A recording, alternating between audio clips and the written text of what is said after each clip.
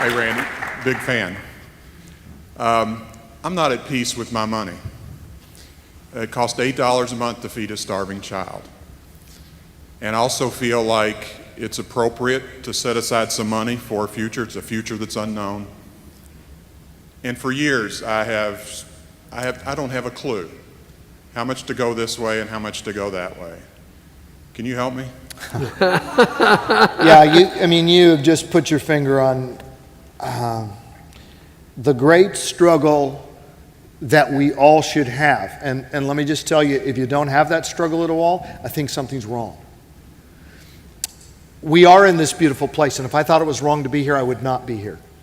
But when I think of what it costs for Disney, and I didn't feel it was wrong, I don't feel it was wrong the last couple of days, but then I look at world need. And in our lives, the answer to that has been we still live with that tension, but as God has provided abundance for us through the book royalties, we also give additionally through the wages we make, which are not large wages by our culture standards, but by global standards, are still huge. Historical standards, still huge. And we try to, if you're going to err on the side of giving, and in the end, I don't think it's going to be an error. I don't think any of us are going to stand before the judgment seat of Christ. He's going to say, here's what I've got against you. You gave away too much to the needy and to evangelize the world and to reach the nations that people of every tribe and nation and language could know me and have the Bible in their own language and see the Jesus film and hear the gospel and the feeding the hungry and all that's not going to happen. So I think we have to continue to live with this tension and try to moderate our lifestyles.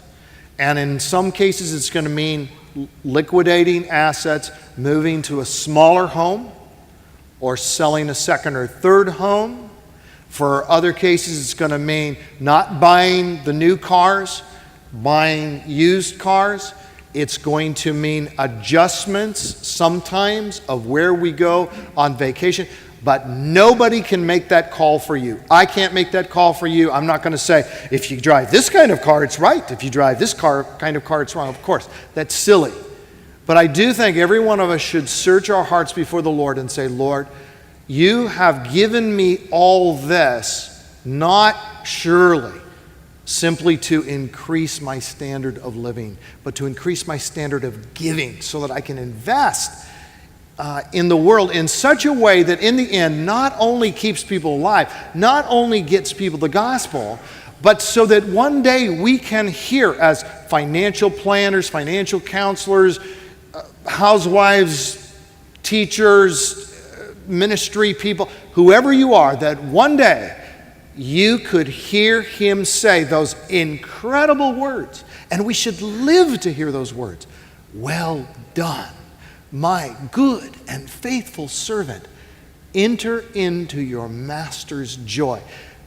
Ask him what would please him for you to do with the money that belongs not to you and me, but to him.